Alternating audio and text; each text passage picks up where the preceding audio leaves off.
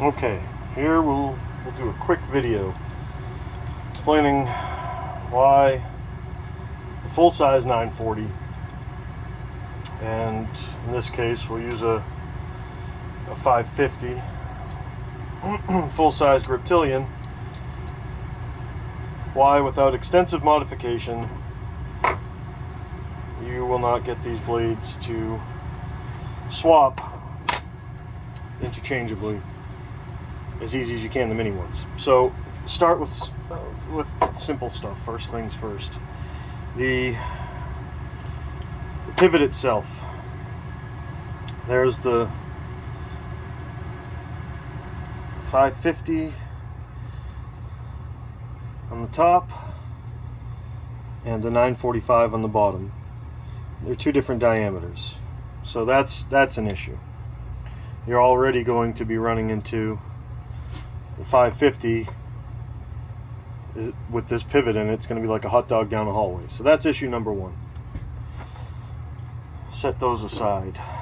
Issue number two is going to be the overall, I don't know what the technical term for it is, but I call it the lock radius, the radius from center point of pivot to the furthest most outer edge of this rotating radius.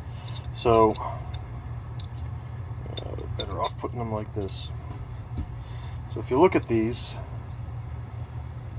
not only can you clearly see the pivot size diameter difference, but you can see the drastic difference in the lock radius. I mean, it's huge. It's a huge difference. Whereas the minis, here we'll line up the pivot holes just so you can see. Pivot holes are lined up there, and it's an insane amount of material. At least even on the radius, it's an insane amount of material. Never mind your distance from center pivot to your open lock ramp and your closed lock ramp in here, the pocket. So can you physically put this in here? Yeah, oh yeah, absolutely. It can physically go in there. I mean, you have to pull the lock all the way to the rear. Yeah, let's get this pivot in there. I'll show you that it goes in. It's hard to do this and keep it on camera.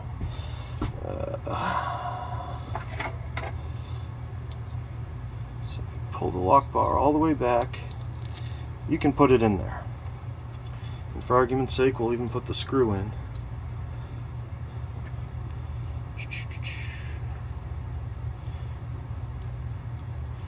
Alright, so it's physically in there, right?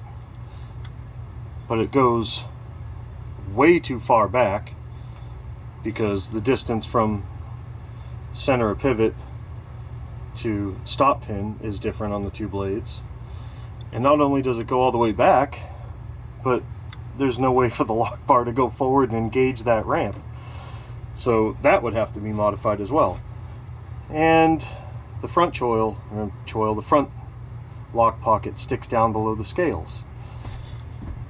Then the big radius on the back, well, the lock bar is as far back as it'll go right now. It won't go forward anymore. You can't close it because that radius rolls up and hits the stop pin, and that's the smaller of both stop pins. So we'll take it apart. We'll see if we can even get it together in the closed position.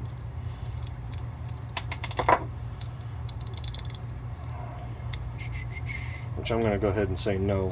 I believe it doesn't when I first tried this. So let's get this thing in here so that it's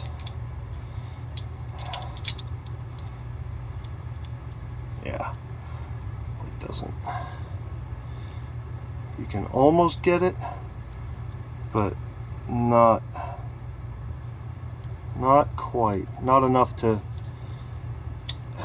and that's pulling the lock bar all the way back. And it's not close. It is not close. You'd have to have a smaller diameter to be viable, and or hog this out to put the bigger diameter pivot collar in. You'd have to remove all this material off of here, and you'd have to change the distance between your lockup point and your center pivot. And then you get all that done, right? So that's all done, and this pivot hole lines up in there. Let's get it just freaking perfect for argument's sake, because golly, these guys love to argue. That's about as front back as you can get. Center, yeah, right about there. And you still got blades sticking out the end, even pushed all the way down to the liner, or all the way down to the backspacer.